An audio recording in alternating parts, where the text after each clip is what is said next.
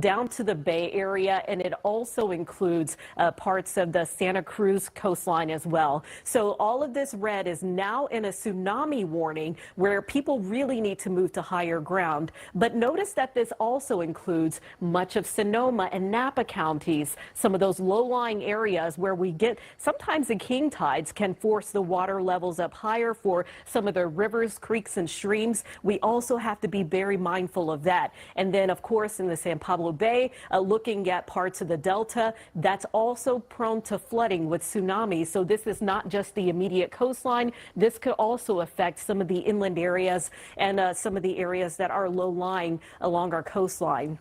That includes all of San Francisco. So that means that anywhere close to the water, you need to move to higher ground in the city, as well as the East Bay. This could force the water to come up higher for parts of the Bay into the East Bay as well. That includes Alameda and Oakland, and then moving down toward Hayward, Union City, as well as parts of the Bay for the South Bay around Alviso and those areas that are low-lying. So if you are in this tsunami warning, you want to once again make sure that you are getting to higher ground. When we talk about earthquakes that are a 6.0, we only get about 120 of those on Earth per year, and it's very strong when we take a look at how strong these magnitudes, these earthquakes can be. But we often talk about tsunamis, and most people don't really know exactly what that is. It's basically an earthquake underwater where we get that fault line, those plates coming together, causing an underwater earthquake, and it pushes the water upward,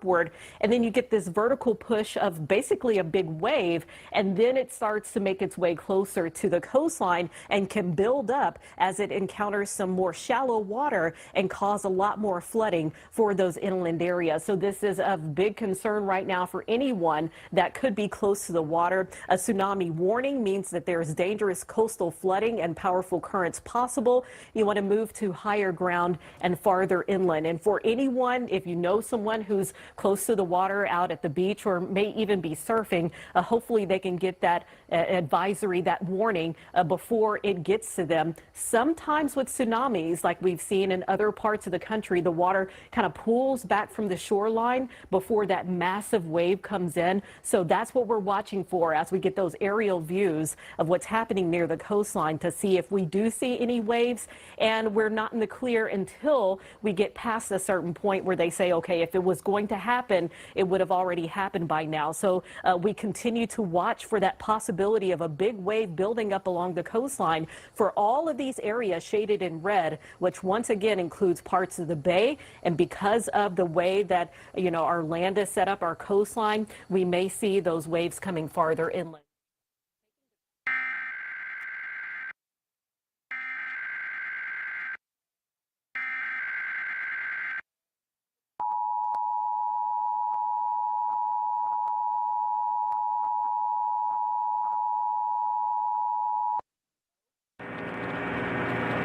Now, the National Weather Service has issued a tsunami warning for coastal areas of California and Oregon from Davenport, that's 10 miles northwest of Santa Cruz, to the Douglas Lane line in Oregon, 10 miles southwest of Florence. If you are located in this coastal area, you must move inland to higher ground. Tsunami warnings mean that a tsunami with significant inundation is possible or is already occurring. Tsunamis are a series of waves dangerous many hours after initial arrival time. The first wave may not be the largest. At 10:44 a.m. Pacific Standard Time, an earthquake with a preliminary magnitude 7.3 occurred 45 miles southwest of Eureka. The tsunami warning will remain in effect until further notice. Refer to the internet site tsunami.gov for more information. This concludes the activation of the emergency alert system.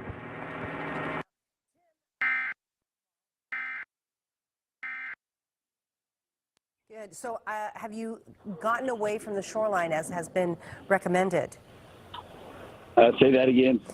There's pretty loud here. Hopefully you've moved away from the beach. Yeah. I'm on a cliff that's about 100 feet up. I'm looking out over the wharf. We're really high up. I do see Capitola PD clearing the wharf. They're locking the gates now. They got everybody out of the store at the end, got all the fishermen off the wharf. I'm watching that. Did you feel anything? And talk to us about No. what it was like for you and your family when you heard the alerts go off on your phones or devices. Well, my wife's at work, and I was actually inside of a car wash in Capitola when I got the alert, so I couldn't go anywhere. And then I headed down here since we're so high up.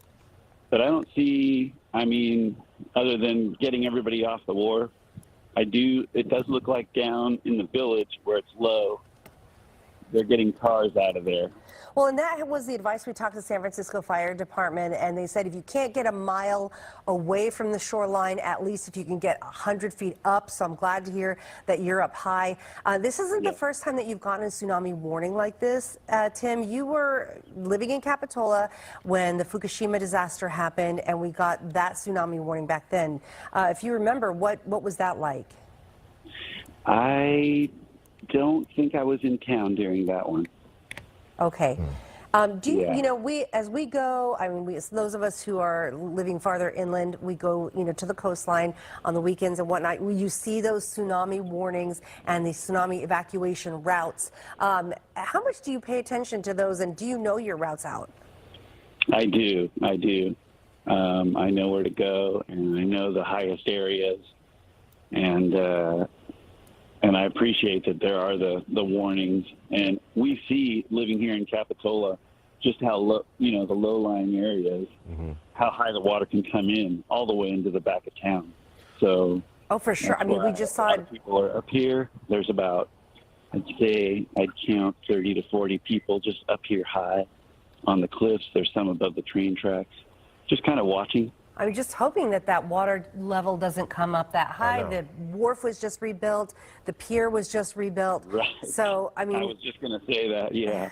And so the fact that you are at a more elevated height there, are there any plans that you are taking or precautions you are taking to get things ready to go if you should have to for any reason? We have a to-go bag, but I mean, it's never been as high up as where we live. Right. Back up above. Do you know people that live down in the lower areas? I do, and I haven't. I don't want to go down there. Right. I didn't know if they maybe have called you, or you're going to call them to just make sure, maybe provide them a place to go. I don't know. No, I just got out of that car wash, like I said, and I came down here. I'm communicating with the assignment desk. Okay. And then I see Capitola PD have locked the gate now, and everybody is now off the wharf, and they're looking like they're stopping people from wanting to come out there. Yeah, I think you're seeing what we're seeing there. We see Capitola PD patrol cars there along the surf side, and certainly we've heard that it's not going to look that different for a while. It's kind of a slow-moving train when it comes from as far north as it is. So, Tim Bollinger. And I'm not seeing any retraction of the water like we hear it happens, like it happened with the harbor. Right. There was millions of dollars of damage there, but does the surf look any different than it would normally? No, it does not. The waves are a little bigger. The medium-sized waves, about the same size as when I got down here about 15 minutes ago. Okay. Tim Bollinger works on our assignment desk with our night crews, and so Tim, we preach that message of preparedness all the time. So thank you for always helping us to get that message out, and I'm glad that you heeded, the advice that we give as well. You're welcome. All right, thank you, Tim. Be safe with your wife. Okay. All right, we do have Dwayne from Eureka on the phone with us too. Dwayne, are you there? Yeah. Okay, so Dwayne, I don't know if you got the alert on your phone. Did you feel anything when the earthquake hit? Oh my gosh. Well, it's weird. I went to bed last night and I thought, God, we haven't had an earthquake in a long time. Oh. And I actually thought that last night. And we're sitting here having coffee in the morning here. Me and my wife were on our phones, and all of a sudden our phones start beeping loud. I mean, the response is amazing with this alert system. Right. And it says that we're about to have an earthquake, severe earthquake coming. And it was like it hit right when it said that on our phones. And we've been through a lot of these up here, and we kind of, you kind of sit there and you wait for it and see if it's a big one. Then all of a sudden it started really getting bigger, and we had to run outside, and we heard our chandelier swinging back and forth, and All the paintings were getting crooked and things were tipping over in the house. In the kitchen mostly, big jars full of beans and rice and Right. stuff. But man, then all the neighbors were outside. It's amazing. Neighbors all come out and start, talking to each other and stuff. It was crazy. And what scary. about some of the aftershocks? Have you been able to feel those as well? We haven't had an aftershock, and we're kind of waiting for that. And all of a sudden, the tsunami warning came up because we've had a few bouts with these earthquakes right off the coast here in Petrolia, and they always put a tsunami warning up. And so people are staying away from the beaches. That's what they're trying to get us to do. Yeah, that is. Yeah, we're a little high up from the beach. We're up on a hill pretty much, so we're not in the danger zone there. But I'll tell you, we're still shaking. I mean, it's still, you know how these earthquakes are. Oh, They're sure. just amazing. Jeez. Dwayne, so you mentioned that you got that early alert about the earthquake. How many seconds did you get, and what were you able to do in that time? I think it was 5 or 10 seconds. I literally, both of our phones just beeping real loud, and they took over our phones. That's amazing that the response was that close. And I thought, wow, earthquake, and then I felt it. And I was like, how did they know that quick? They must have, the seismic stuff, the readings must have technology warned these them. days. But what was that enough time for you to do?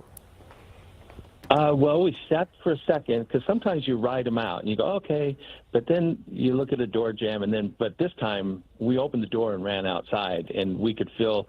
My wife actually got nauseous a little bit because of the movement. It was a back and forth, pretty strong back and forth, and you're looking at the house going, wow, I hope this house can take it. God. Well, we'll remind you, because I know you probably felt some shock and maybe felt a little frozen. The advice is to stop, drop, and take cover. You may be feeling more aftershock, so you might need that advice. Stop, drop, take cover, and remember to get under a table and cover your head if you can. Yeah, right now we're looking at live shots. This is over in Pacific area, and you can see some folks there out on the lawn area. I'm not sure what we're looking at, but it looks like a building where people have evacuated there, and you can see them spaced out on the lawn, getting out. Kind of exactly what Dwayne and his wife did, getting out of the structure they were in, their home, and getting to a safer spot there. But right now you're looking at the seismograph, and you can just see there, this is when that earthquake hit, the 7.0, what we're reading now, at about 10:44 this morning. Since then, we have seen several of those aftershocks in that same area. This is in the Petrolia area. We see the 3.8, we see a 2.6, 3.7. So we've seen many of these here. And as Kerry was mentioning earlier there, we saw this not only on one fault line, but two. Right. And sometimes the strong shake on one fault line can trigger another. Now, not many people, if anyone, has actually felt any shaking here in the Bay Area, but certainly up north to us, they have felt it. We heard it there from Dwayne and this morning. Okay, so we've been talking about that tsunami warning as well, and that went out, and the advice is get a mile away from the coastline, get 100 feet above if you cannot. Mike Inoue, you are hearing from people who are in Half Moon Bay trying to get out. Well, we're looking at the speed sensors there, and I'll show that to you in a second. I want to talk about kind of the circumspect view, because the last huge earthquake had a major impact. We remember on the Bay Bridge. This was quite some years ago, but now the bridge has since been retrofitted and is now secured, they believe, for a much stronger quakes, and we've had no problems reported for any of the infrastructure in the Bay Area proper. But the note is this is going above the water. Below the water, we continue to have the BART alert saying there's no service for the Trans-Bay Tube, and this is unusual. BART typically stops trains for 5, possibly 10 minutes. They do a systems check, and as long as that computer system's okay and there's been no major impact to the Bay Area for structural reports, then they'll start to run those trains slowly along the system until all the tracks have been visually inspected as the trains drive across through the area. Had no update. We still have no service to the Trans-Bay Tube. So this is a lot longer, a lot bigger impact than we typically see as far as the effect of the system, BART's system itself. Again, we've seen no damage, though. We've just got no reports of that in the Bay Area proper. Now, Chris, what you're talking about, we're talking about Pacifica all the way down through Half Moon Bay. Folks are advised to get away from the coast. I think you said a mile away from the coast, and it looks like the traffic flow is going away from Half Moon Bay on 92, as well as, look at this, though, we're seeing folks coming down on Highway 1. They may be trying to get over to 92 to get over because we know there are not good cut-throughs over these hills. Other folks closer to Pacifica perhaps are going up towards Sharp Park, and to the south, perhaps through San Gregorio, and Highway 84 can get you through those hills. So those folks are likely trying to get away from the area. We've had no reports, again, of any problems on these intercoast areas, but I want to give an idea. Dwayne called from Eureka. This is a good 200, almost 300 miles away from a lot of us who are watching this from the city, so from San Francisco in the South Bay. So this is a good almost 300 miles away. That's as the crow flies, but again, this entire stretch of California coast extending up toward the Oregon border has been warned about the tsunami and the potential there, and so we're watching for that. Dwayne's doing a good job, and you saw those folks in Pacifica getting away to the evacuation zones. We'll continue to follow that. Folks seem to be calmly behaving on the roadways. Make sure cool heads are most important right now because we have had those warnings. Let's listen to those authorities. But again, right now, no Transbay service for the BART system is the most visible impact we're having as far as the impact from those quakes. Back over to you. All right, thank you very much, Mike. We want to tell you that we do have an evacuation order. This is for West Berkeley this morning. Authorities there in West Berkeley, because of this earthquake, asking people to stay east of 7th Street. So if you or someone you know is in West Berkeley, move yourself east of 7th Street. This is not an evacuation warning. This is an evacuation order. And of course, this is because of the earthquake activity in Humboldt County and also the tsunami warning that is now in effect. We've also learned that we expect in San Francisco to feel the impacts of that tsunami right around 12:10. That is what the seismologists, meteorologists, they are all monitoring that. And that's when we are going to start feeling the effects of that tsunami wave. The timing is going to be different for communities up and down the coastline. We know that the warning goes all the way down to Santa Cruz County, Davenport, so they will likely feel it a little bit later because that tsunami is moving south. All right, right now we have on the phone Scott from Arcata. Scott, are you with us? Yeah, hi. Hi. So Scott, talk to us about what you may have felt and when you got that alert on your phone. Yeah, well, I was down at my office, which is in the lower area, which is in the tsunami zone warning area, and the building shook a lot, and it was like, oh, I should probably get out of here. That's like a big one. And then a little bit later, we got the tsunami warning, so I went back to my house, which is up on a hill, and I can see the bay, and I've been watching the bay, and right now, it was the whole bay was shiny because it was full of water, and now I can see a lot of the bay is starting to show, like it's going to low tide, which to me seems like the water must have gone out, right? Which isn't great because that means the tsunami's coming next. And that's not something you would normally see. No, it doesn't change that fast. Like it was the whole entire. The bay is very shallow out towards Arcata, and usually it's brown or it's shiny, and it's only a few inches deep, or when the tide comes in and out. So there's a huge area of the bay I can see right now that's turning to mud. No, and it wasn't mud 10 minutes ago. All right, and I'm glad you're okay there. So, like, when you felt the shaking, was it a jolt? Was it long? How long did it last? Was it a ripple? What did it feel like? Walk me through that. It was a jiggly one where it's just like a vibration going. You're like, oh, there's an earthquake, okay, and then the alerts start happening on your phone. It's like, okay, it really is an earthquake, and I would say it was probably it was a few seconds. It wasn't super quick. It just rumbled for a bit. And then it was like, okay, is there going to be more? I should go outside. And as far as right now, I know you said you rushed home. Are you planning to evacuate, or are you far enough up to where you're not worried about that, or what have you been told at this point? Yeah, I'm out of the tsunami zone now. My house is out of that, and I can see that. Like, I can see the whole Arcata Bay from where I'm at, or Eureka Bay. I'm not sure. I guess that's Arcata Bay, but Humboldt Bay. Wow. Okay, well, take care of yourself and do get away from that shoreline if you can. And we hopefully will hear just good news from you going forward. Yeah, and there's a main road that comes off of Manila, which is the strip of land that's at the beach. And that road still looks like it has quite a bit of traffic on it, of all those people getting out of there.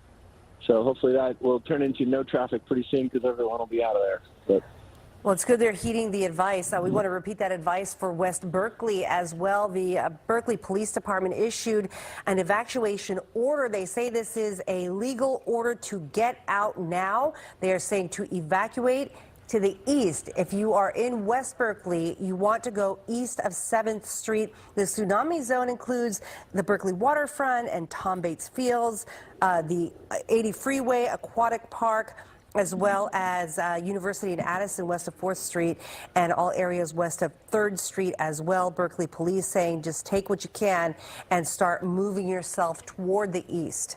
And that is going to remain in effect until at least after the noontime hour. And we also want to pass along that if you had any plans to go to the San Francisco Zoo today, that has been closed today because of that tsunami warning that we're telling you about now. This is affecting the coastal area of California, the northern part anyway. We're seeing that all the way from up north there to Davenport to the far south of this area, and we're expecting to see some points of where we can see some effects of what's happening with the tsunami. We're getting word around San Francisco. That's going to happen around 12:10 this afternoon. So, of course, we will be monitoring that area and any effects that may happen because of that tsunami in that area. Now, speaking of San Francisco, just a little bit south, we go to San Francisco International Airport, and Scott McGrew has been monitoring what is happening there. Scott, we know that BART has stopped traffic through the Transbay Tube. We've seen, the pauses in the train. What happens at the airport? It's an excellent question. Remember, the runways above at San Francisco Airport are just 13 feet above sea level. So it is in the water, on the water, as we well know if you've ever traveled out of there. I just got off the phone with the duty officer at SFO. They are saying flights are landing and taking off as normal, which is a bit of a surprise. I'm not saying it's the wrong decision because we don't know what's going to happen. But as you saw with BART and Berkeley, they are being overcautious, or at least cautious. Again, at SFO, flights will land. Now, if you were to pick up somebody at SFO, every emergency agency is saying stay away from the water. And as you well know, SFO is right there at the water. I suppose those parking structures at the top are more than 100 feet off of the ground. But as we were saying, SFO, which handles, it's about 20 million people, live picture there of SFO, 20 million people a year, so what, 50,000 people a day, continues to operate as normal, and flights are landing as normal. And Chris, we'll toss it back to you. All right, thanks, Scott. I'll take it from here. Look, we want to go to a press conference now from the USGS, updating us on what we should know. Let's listen in. 6% chance or so for a magnitude 6 or larger, and as you go down to smaller magnitude like 5 and above, the probability is closer to 40%. So, but the general concept is that earthquakes are expected following a large one such as a 7. That's a major earthquake. They'll decrease in intensity and what people feel and in frequency over time. And our page gets updated regularly with the aftershock forecast, because as you can imagine, if we have a slightly larger one that follows very soon, it's going to change the pattern of expected aftershocks. So I hope this was clear enough. Thank you. That's very helpful. Do we know anything about the origin of these earthquakes? I know that this large 7.0 is what I expect close to be to the Cascadia subduction zone. Can you speak at all to the origin of potentially?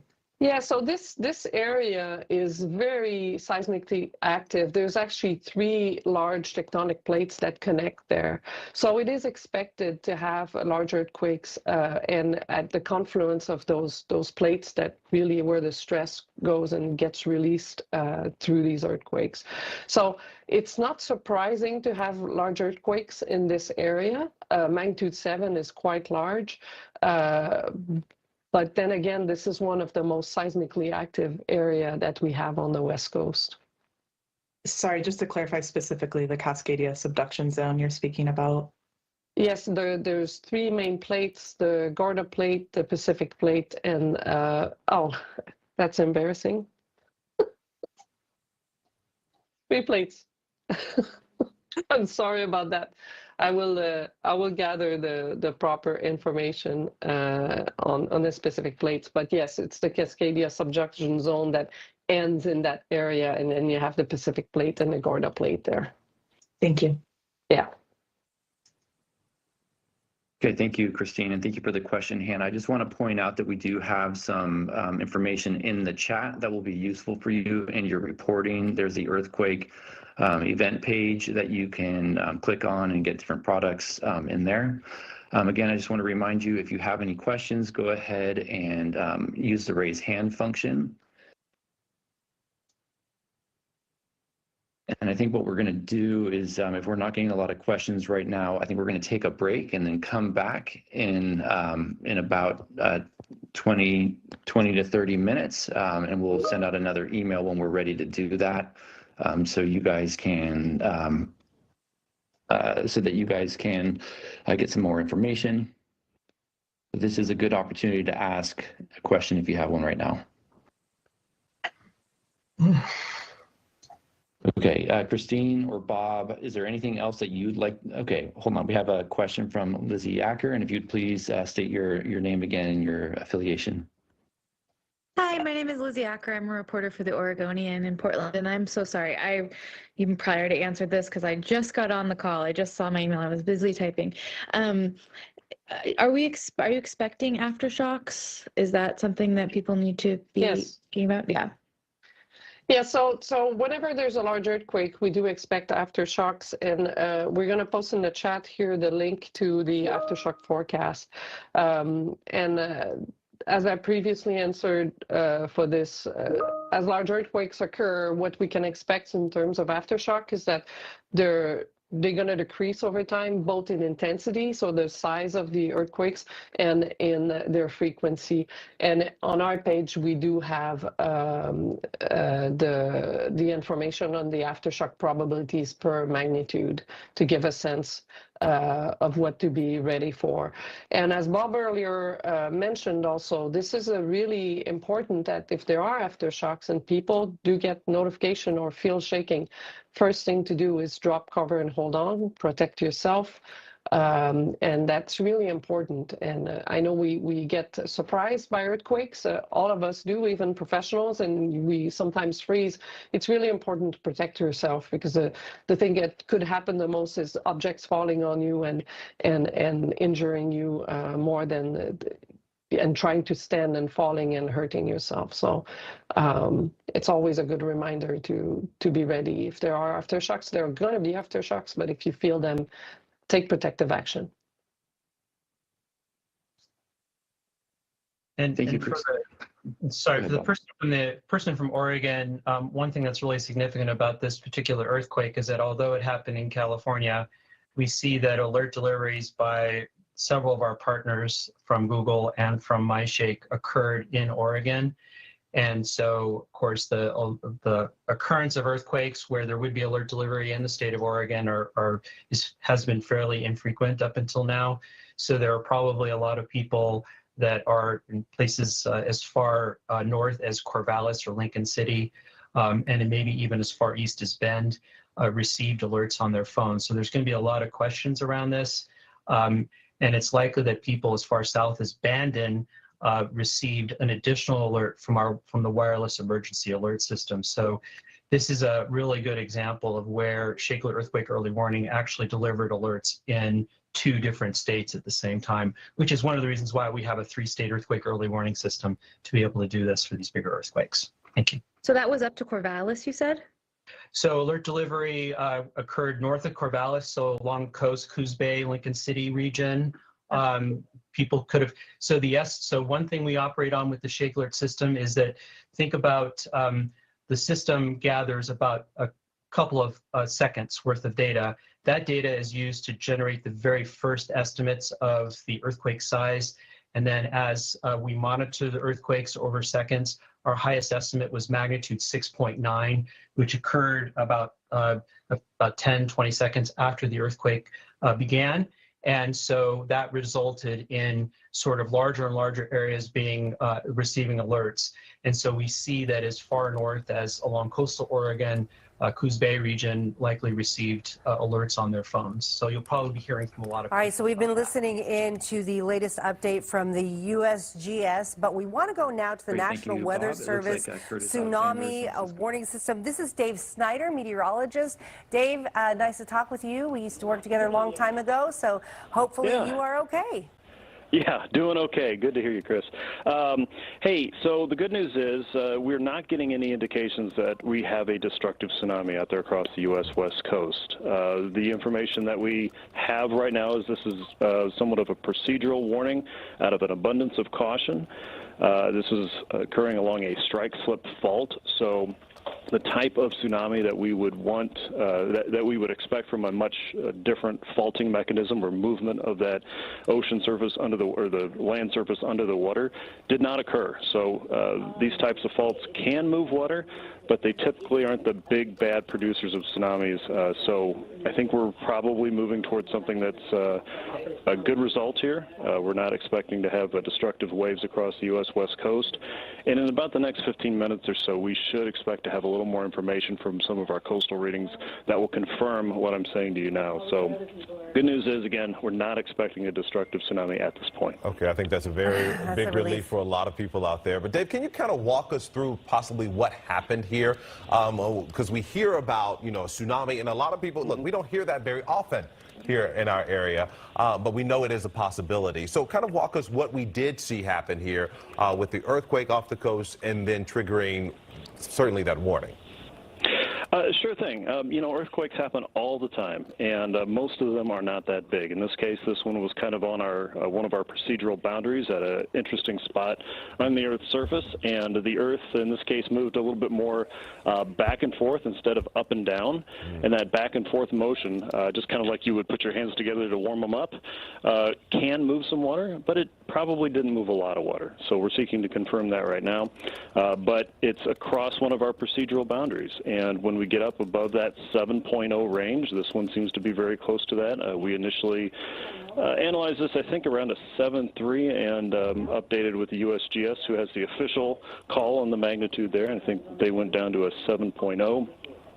That's right on our procedural boundary for issuing an alert. Because it was so close to the coast, because the time would be limited if this was a significant earthquake, we went to a tsunami warning, and that's where we are right now. We're looking for more information and confirming that no destructive waves are arriving, and all of our modeling suggests that right now. And what about time? Does time play a factor here? Because now from that initial 7.0, which we are getting readings from, that happened a little more than an hour ago. So does the longer that we are from when the initial earthquake happened, are we in a safer zone, if that makes any sense?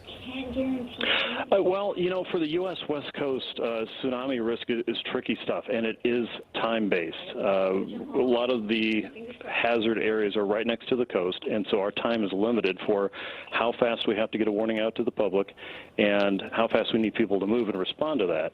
And our information between the time that we hit that procedural warning, where we issue that alert, and the time that we have our next round of information is usually not lining up in a good way. So we have to rely on procedures like this to get the alert out, to get people out of danger, and then confirm yes or no, something's happening. And in this case, thankfully, it looks like a destructive wave is not on the table today. That is such a relief because we have so much coastline, as you know, Dave. And I would imagine you get a lot of data once, you know, that earthquake triggers that tsunami warning, and you start to get data up and down the coastline. So what is that looking like?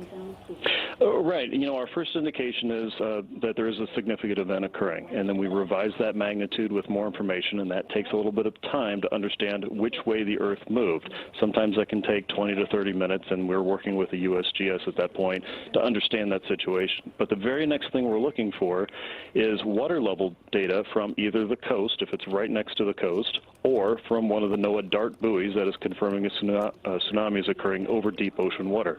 And that's really where we want to catch that information, because at that point it hasn't reached the coast where people are. But all that takes time. That can take 30, 60, even 90 minutes sometimes, depending on where the earthquake occurs. And that's time that people have to move out of the way just to be safe before we have any really useful scientific information. And it really is just a science problem at this point. So it's been just about an hour now. So then you feel pretty confident that we are not out of the woods, but definitely we're not looking at a total disaster. Absolutely. Absolutely. We are not seeing indications on our modeling that this is going to be a significant water level event in the ocean that would make a tsunami.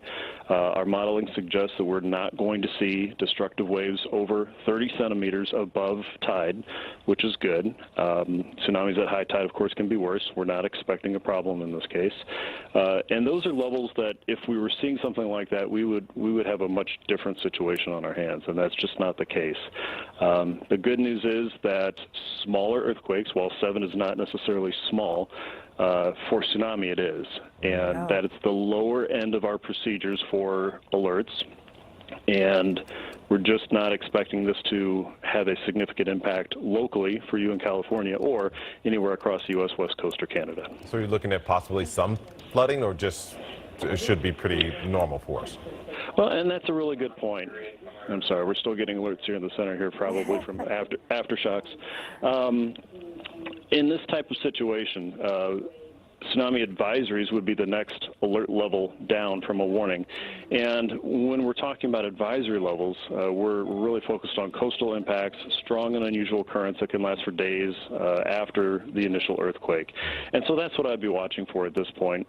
Since we're not looking at significant inundation or flooding on land from the ocean, there still could be some weird, unusual, and stronger currents than what you're typically used to in bays and harbors, or if you've got swimming plans along the beach. Keep that in mind. Pay really close attention to what your local community officials are saying about the risk level, because at this point they're going to have the best information about what the local risks are following an event like this. And from what I want to ask you at this point, kind of what you been able to see, how long do you all continue to monitor this? Is it once we get to a certain point we feel like, okay, it's safe to kind of like back off of how closely we're monitoring this? Can you walk us through that? Yeah, typically when we are measuring tsunami water impacts at the coast, we'll kind of look at that in 3-hour segments and wait for those water levels to come down before our threshold. So 30 centimeters would be our warning level threshold, and below that, it can take a day or so for things to really settle out in some cases. This is not one of those larger cases, so it's very possible that some local bays, I'll just throw out a name here, but without any specific information yet. The places like Santa Cruz Harbor sometimes have trouble with this. And so we'll keep an eye on places like that, places where we have coastal observations and connections with our harbor masters and the Coast Guard, to make sure that we're hearing about any local impacts and things like that. And we have a great team on the ground there with their local forecast office in Monterey. They are experts at this, and they know all the partners and pass on that information to us so that we have a good picture about what happened as we go. But right now we're not getting that, which is really good news, because this does look like a non-destructive, very low-end type of event that pushed us into a procedural warning, and out of abundance of caution and maybe some local landslides near the coast, it doesn't look like we're having that problem right now, but we're continuing to keep an eye on it. And we're really fortunate too, Dave, that this is happening on a bright blue sky day, and we're not talking about stormy weather that's adding to, the difficulty of people moving into safer areas or adding to any flooding concerns. So we will remind you, Dave Snyder is the National Weather Service Tsunami Warning Coordinator. So thank you for doing what you do and for being ready to go, because we definitely have a lot of folks along our coastline. Yeah, we're privileged to serve, and I look forward to helping you guys anytime. Thank you for keeping your community safe, guys. All right, thank you, Dave. Take care.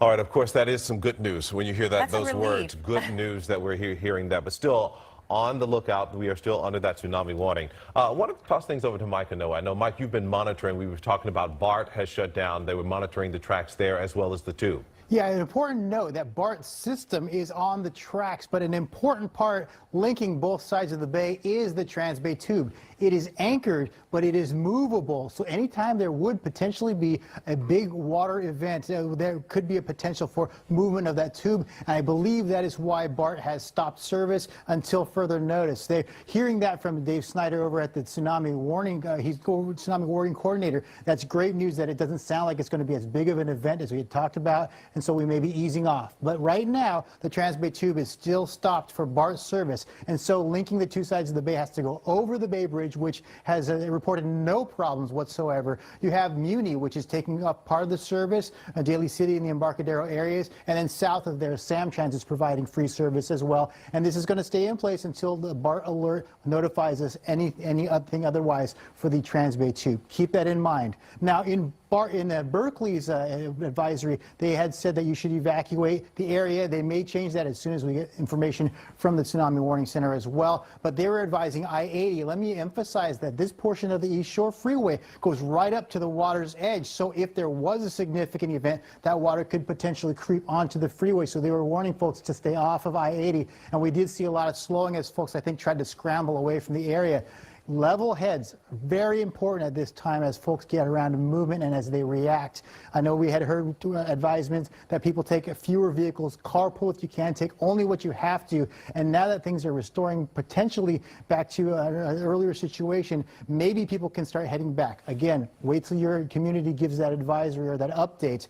But if you do, make sure you advise that same, you take that same warning and just keep level heads through the area. We're looking along the waters area, around the Oakland area, the estuaries there. We see some slower drives. Saw a lot of slowing. Pacifica heading north up to Sharp Park, and then here heading south to 92 through Half Moon Bay. Folks were heading away from the coast. I just got word, thank you, Adrian, from our producers saying that BART is back to normal operations, and so that should relieve a lot of the worry and a lot of that Transbay service that was taken up by the buses. Good news, BART should be restoring back to normal, and we do have this traffic flow away from the beach, but again, we should be getting an update from that, from the earlier evacuation orders. A reminder again, showing you the distance. I wanted to show folks that from the San Francisco Bay Area, it's about 200 miles up to Eureka, where we did get a call from Dave, who felt it very strongly near the area where there was the epicenter of the original quake just off the coast. So that was a significant distance, and since that time, in the last hour, we've got a lot of updates, including Chris and Marcus. You guys just talked to Dave Snyder over there from the Tsunami Warning Coordinator. So that's, I think, better news as far as the situation of what we're looking at potentially coming toward us. But back over to you. Anytime you hear good news, that's good news. And also good to hear BART is up and running again. We know that that's a good thing. So take a look at this. So we are showing some video across the Bay Area. Mike showed you just how far the epicenter was from that earthquake that hit about a little more than an hour ago. This is in Carmichael, Sacramento County. And first thing when I first moved here, a lot of people said, if you feel an earthquake, you think there was an earthquake, go near a pool. You can see the water shaking. And you can see right here, this is certainly what the people who live in this home were doing. And you can see that water just swaying there. So just show you the distance, but how strong that earthquake was. Absolutely. A little closer to the epicenter. This is video from Chico, and you can see the pool in the distance there. A little nervous chatter there in the background. We have see, the animals always seem to know that there's something amiss when we have a big earthquake like this one. Definitely Chico close enough to have felt it. Here's another pool out of the Chico area, and you can see that the water is moving there, sloshing over the side and going into the ground. And it does look like it's a lip, so it's not one of those infinity pools where it's kind of flat. That water definitely reaching up a couple inches to go over the side of the pool. And we have another one for you right here. This is in Oakland. You can see the swaying there of the blinds. Certainly, when something like this happens, you know, any movement, you can kind of tell, like, okay, wait, did I just feel that shaking? You look to objects that are kind of hanging, and that's what you see. So we're seeing this in Oakland. Everyone seems to be okay in all these videos that we're showing you here, so no reports of anyone injured or any major damage that we're getting from the videos that we're showing you.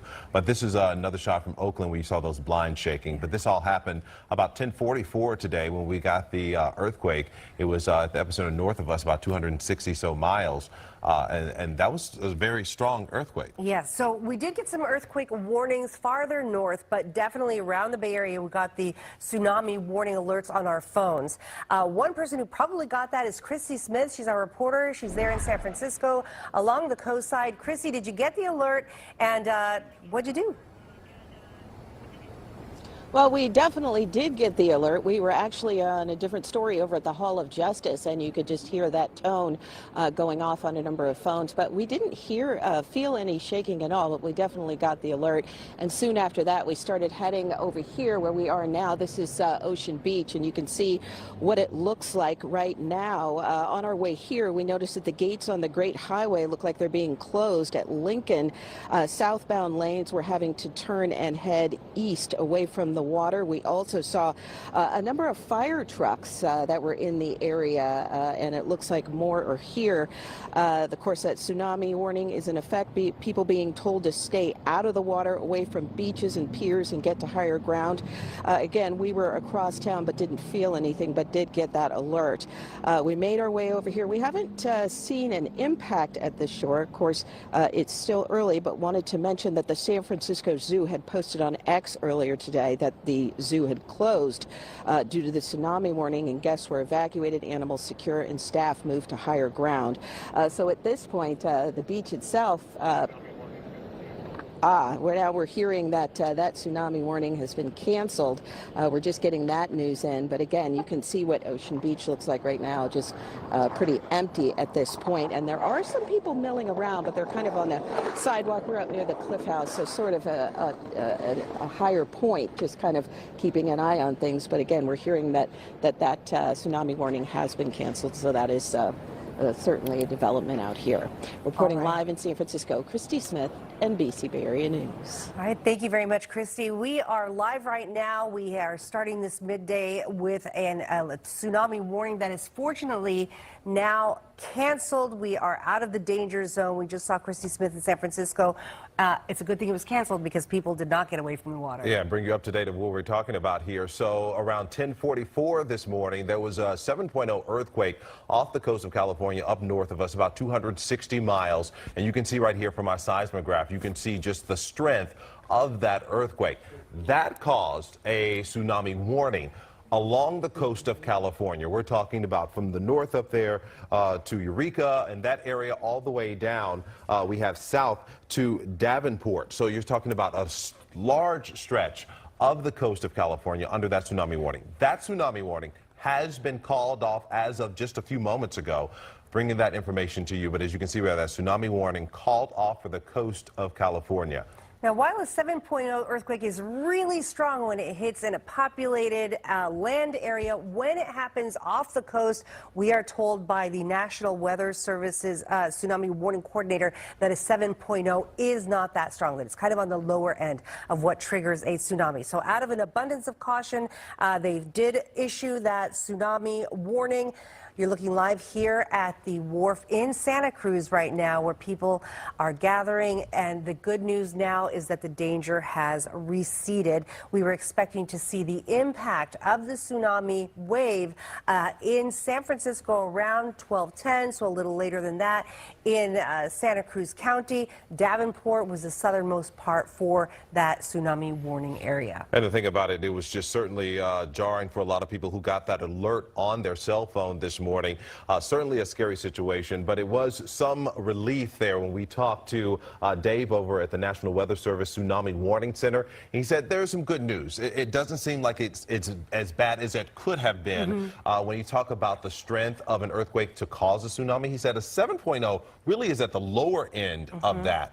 Now, meteorologist Carrie Hall, of course, been monitoring this. Carrie, you've been following like where these earthquakes lie on the fault lines across the Bay Area, and you said the earthquakes that we saw today were on two different fault lines? Yeah, that was the one that was farther inland up around Cobb County, or around Cobb in parts of the North Bay. And then we had these that were off the coast of Humboldt County. All of this at that big subduction zone, and where we see the San Andreas Fault kind of split into three plates where it all connects with the Pacific rim, the Pacific coast, I should say. As we take a look at how many reports we've received. As of now, we've gotten 25 reports of earthquakes, many of them very minor, but this is typical. Even after you do get a large shaking there, we start to see those aftershocks happening after that. And the yellow circles indicate those initial reports of those earthquakes that were measured, the 7.0 that was off the coast, and then also the 6.0 that was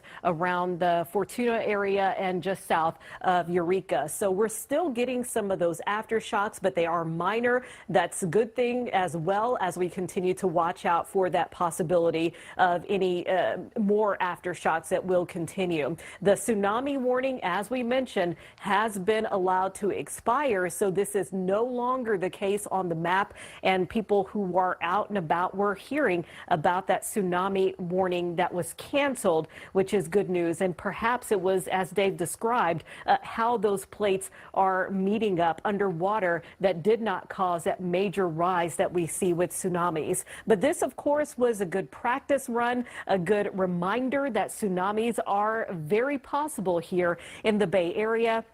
It's because of the earthquake that happens underwater that forces that water to rise and may get even higher as it approaches more shallow land and causes the flooding. So we did see where Christy was, that people were still out there, still in the water, still surfing, still observing. And sometimes that's the case. People just want to see what's happening out there. But of course, as we continue to monitor the potential of more of these aftershocks and the earthquake that initially happened a little more than an hour ago, that's giving us all that reminder that we need to always be prepared for the possibility of something larger happening. Back to you.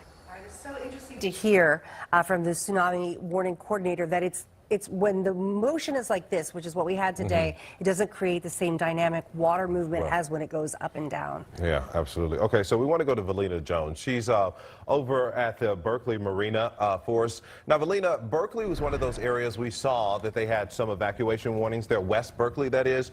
Have you heard any word about that, and what's going on where you are? Well, Marcus, those evacuations haven't, I mean, they're still going on right now. We know that that warning has stopped, but we're now not seeing anyone. If you can take a look, we are a little far away from the Berkeley Marina, and that's because we weren't allowed to get onto Frontage Road to go into the Berkeley Marina. When we got here, maybe just about 20 minutes ago, we saw many cars coming from the Berkeley Marina out further towards the freeway because everyone was being evacuated out from that direction. No one was allowed in. There was a lot of traffic around this area, but it's pretty calm. The area that we are in right now, again, just a little far away from the Berkeley Marina, but it's in our sight, is actually a staging area right now for the fire department as well as Berkeley Police Department. They have been here and kind of going over what to expect before we knew that that warning was going to cease to exist. But right here is pretty calm. You can see the waters are pretty calm, but definitely a heavy police presence in this area. A lot of people leaving this area because of those evacuation warnings. We're hoping to eventually pretty soon here be able to get back into that area and go towards that marina here in Berkeley to talk to some of the people to see what this was like. We'll see how many people actually come back and how long it takes to, you know, get this information to them that they can actually return back to this area. But evacuations were widespread here in West Berkeley, all along the waterfront as well as on University and all the way towards I-80. So definitely a lot of people trying to leave this area in anticipation of that tsunami warning. Well, it's good that they were heading in the opposite direction, that they were trying to leave. So we did hear about these evacuation orders for West Berkeley. We also got an evacuation order for Fremont. We expect that that might be changing now that the tsunami warning has been allowed to extend. West of 880 in Fremont. Right, west of 880 in Fremont because of the water levels there. So when that changes, or if that changes, we will let you know. So what we're looking at here live this morning is, of course, the marina. You see all those boats there. They are nice and still. And what we like to see right now. Yeah, we're all definitely bringing you the full information of what's going on here. So around 10:44 this morning, that was that 7.0 earthquake north of us, about 260 miles north of us. That triggered a tsunami warning. The good news about that warning has been canceled, and we're getting no words of any severe damage or anything from that earthquake that was off the coast. But then we did hear of a lot of other different earthquakes that we saw in that same area. And Carrie was talking about that. This is a very seismically active area there. We also heard that from the USGS when we checked in with them just about a half hour ago. There are 3 different plates that are in motion that connect there in that area. So there's a lot of seismic activity. It happens that this one happened to be kind of a biggie, a 7.0, which on land would be tremendous, but which we understand from the tsunami warning coordinator isn't really big enough to create a really big destructive tsunami. So after watching the water levels there, after watching the data coming from the buoys that are out in the ocean, watching the information coming from the sensors along the coastline, they did allow that warning to now expire. Okay, so we want to give you a visual as well as audio of what was happening in Berkeley. These are the sirens that went off earlier. Take a listen to this. Okay, so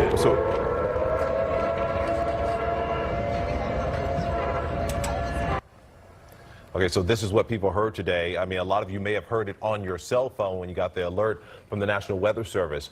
This is when the tsunami warning went into effect throughout the coast of California, as far north as Eureka, in that area, all the way down to Davenport. That tsunami warning has been canceled, but the source, of course, there are still some evacuation orders that we haven't heard have been lifted just yet in Berkeley as well as Fremont. But we can tell you that BART now is in full service. They did pause or halt service for just a moment, as well as the Transbay Tube. But we can tell you BART service is now back operating as it would be. Yeah, and operations at SFO seem to be completely unimpacted.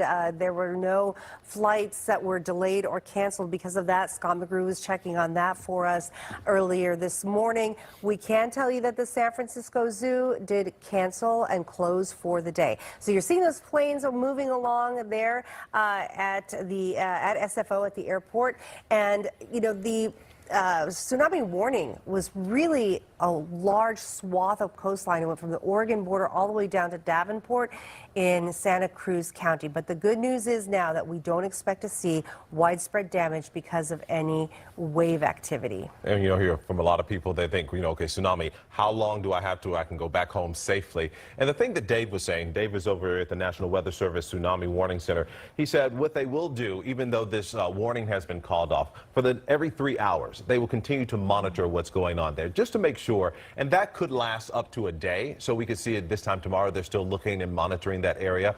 But what you're looking at right now is what we like to see, especially in a situation like this. Things are pretty calm out there, but you do see where that cautionary tape has been roped off, keeping people away from the beach areas. We've seen that from Santa Cruz. We've seen that from Pacifica. We've seen that up and down the coast, that police officers have been over in those areas to remove people or exit people from the beach areas just as a precaution to be safe.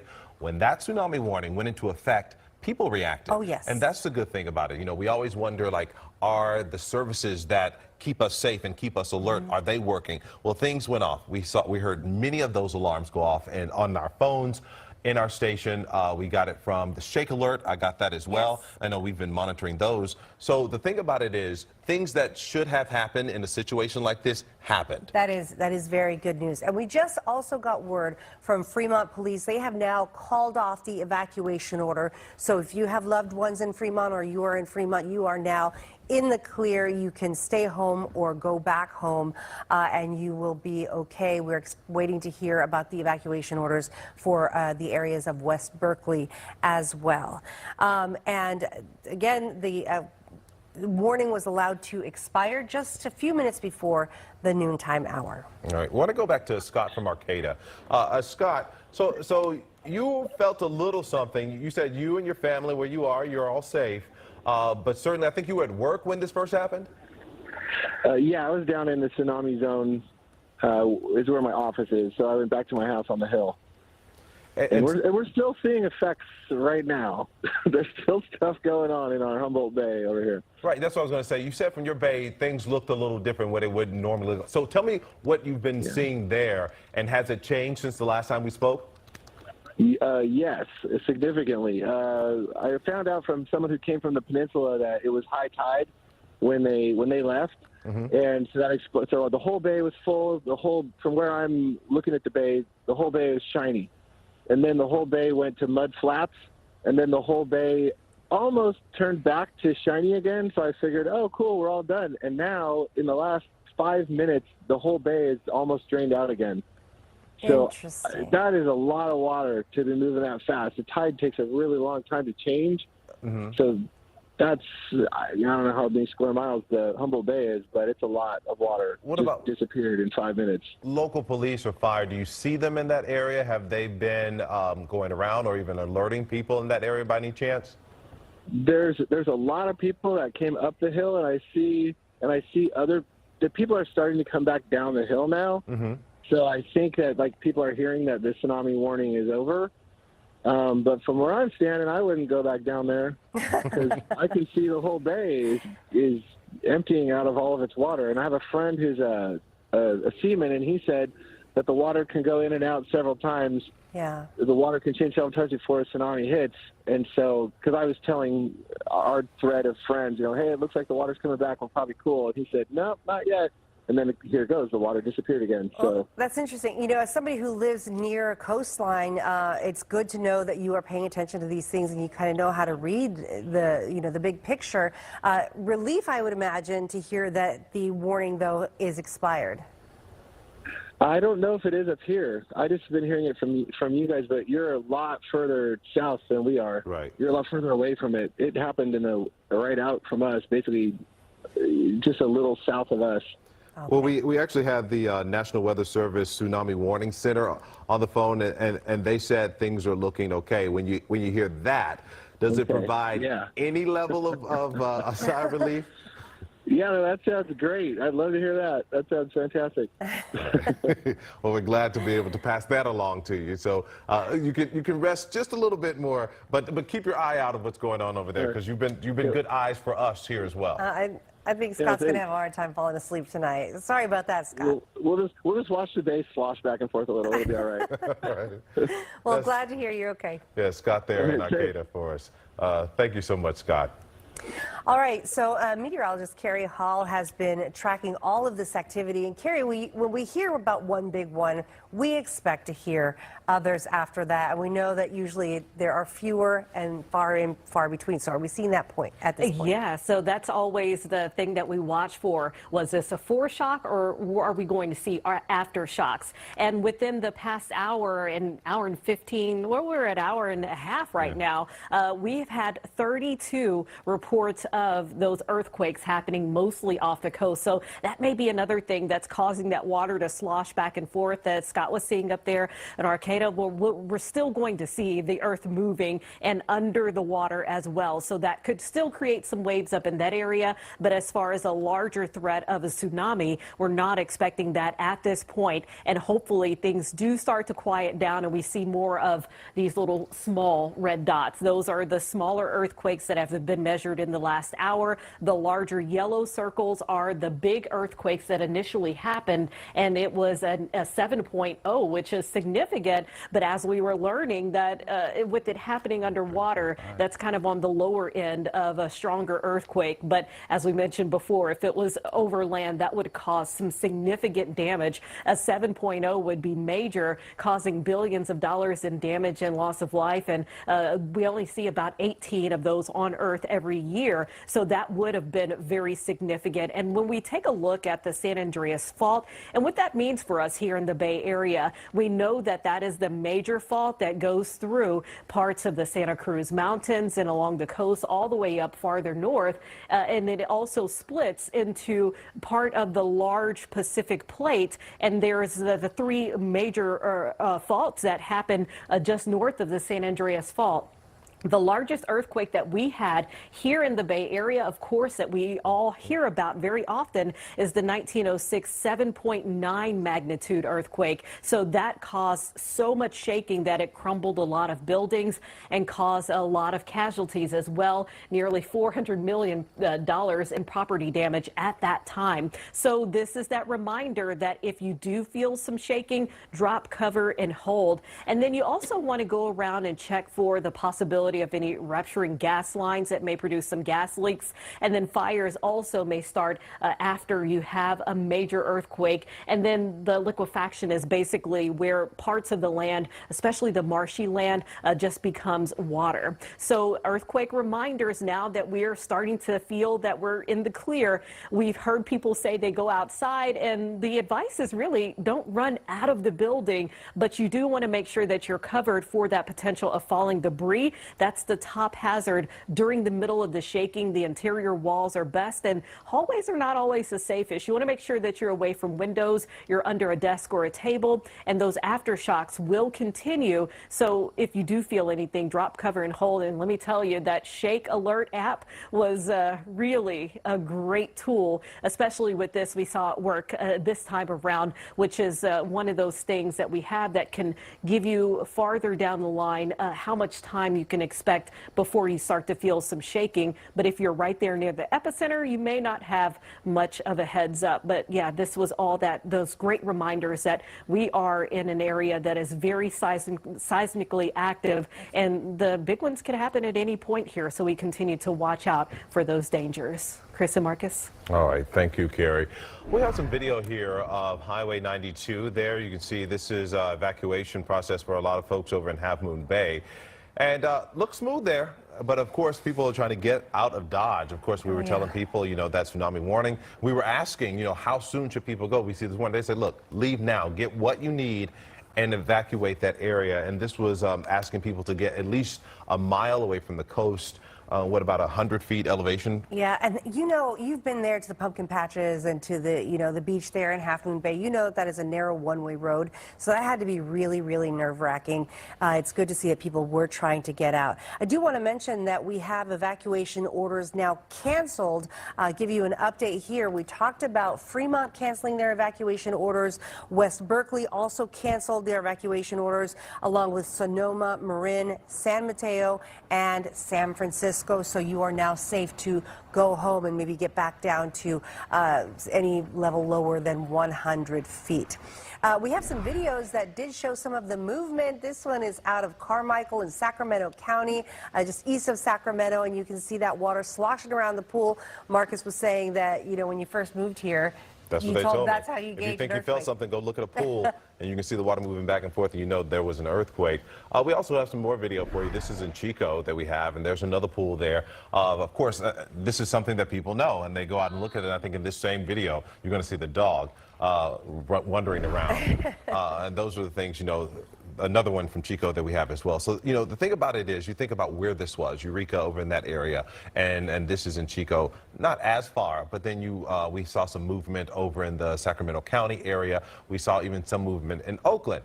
You know, so that's certainly something to just be mindful of when you see. This is the video I was talking about from Oakland. You can see the blinds moving there. This was higher up. This is about the 7th floor of the Alameda County District Attorney's office where this video came from. So you can see that there's a little bit more movement up higher off the ground level. So again, we're glad that everybody is okay, and that seems to be the worst of what we felt here in the Bay Area. We do also want to show you this.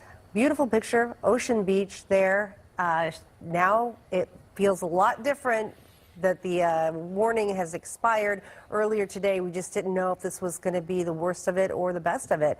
So we are still seeing some wave activity, as Scott up in Arcata mentioned, up in Humboldt County, seeing some of the movement of the ocean. We expect to feel more of that as we get those aftershocks. Yeah, but certainly those waves look a lot different knowing it feels much better. I will say that. We do have Damian Trujillo for us right now. He's over in Half Moon Bay, I believe. Well, we're trying to get there. We were stopped over at Highway 35. The sheriff's office had closed off the westbound traffic into Half Moon Bay to allow all the eastbound traffic to get out of town. And so just about 5 minutes ago, they reopened westbound 92, but still tons of traffic trying to leave the Half Moon Bay area, even though that warning has been called off. We did run into people over on the summit off of Highway 35 who said as soon as they got the alert on their phone, they got out of Half Moon Bay and just waited it out and higher ground, and so they just wanted to be safe. But now that they reopened the westbound lanes, the danger appears to be over, and so now they are driving back to their homes in Half Moon Bay. But still, we're approaching the nurseries that we're all familiar with in Half Moon Bay, and the traffic is still flowing eastbound. People still trying to get out of town. All right, Damien Trujillo, thank you so much. Hey, I want to get over to Mike Inoue because, Mike, you got some new information for us? Well, Damien's talking about the flow on Highway 92. I was checking out the traffic volume, and it held about the same as when folks were evacuating the area. Now that we've gotten the okay, I thought maybe we might see a change in traffic flow. The volume Damien's talking about, people still going westbound, looks like it's easing up a little bit, but we still have a lot of traffic heading south. Then I noticed this pop up of an incident. I thought maybe I'd warn folks about paying attention as you return back to where you were before the evacuation area, but it just says that Highway 1 has been closed around Coronado. I'm going to say it's probably traffic control because of what Damien's talking about. He encountered traffic control over in this area. You see all the congestion, Highway 35 and 92, that intersection there, major interchange as you're coming away from 280 or heading toward that point. Highway 1, this is right around Surfers Cove. There's going to be a lot of folks traveling onto and off the roadway. If they went to the coast, perhaps to see what was going on, they may be pulling out of that parking area as well. So there may be temporary traffic control through that area. Just keep that in mind. Here's Highway 1, 92 is your only access through this portion of the peninsula. Then farther north, we see a lot of slowing heading north from Pacific up toward Sharp Park. Sharp Park there will be another access from Highway 1 over to 280. Folks know that because if you had to get rerouted during Devil's Slide days, you know about that alternate to Highway 92. But again, these areas along the coast are still seeing a lot of traffic heading away from the coast, although those evacuations for San Mateo County have been cleared out. We're looking at the traffic flow, and just a note for you folks to watch out for those local authorities who may still be doing traffic control for the areas. Back to you. Always good to know. Thanks, Mike. All right, we can take a deep sigh of relief right now because though we all got those really loud alerts on our phones about a tsunami warning all the way down to the Santa Cruz coastline, we can tell you that it is now expired. It expired about 25 minutes ago or so, and we don't see any major damage. Some ragged nerves maybe, yes. After getting those alerts and feeling some of the actual movement of the earth. But the good news is that because this happened so far up north and it happened off the coast, the 7.0 that would have been destructive on land was not big enough to create any major destructive tsunami behavior. Yeah, and what we learned today is that 7.0 is kind of like at the bottom of the scale when it comes to triggering a tsunami.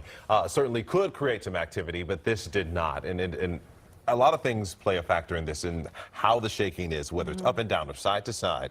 We learned that. But also, this is also that reminder for you. This is when you need to, if you haven't already done so, get that to-go emergency bag ready. This is something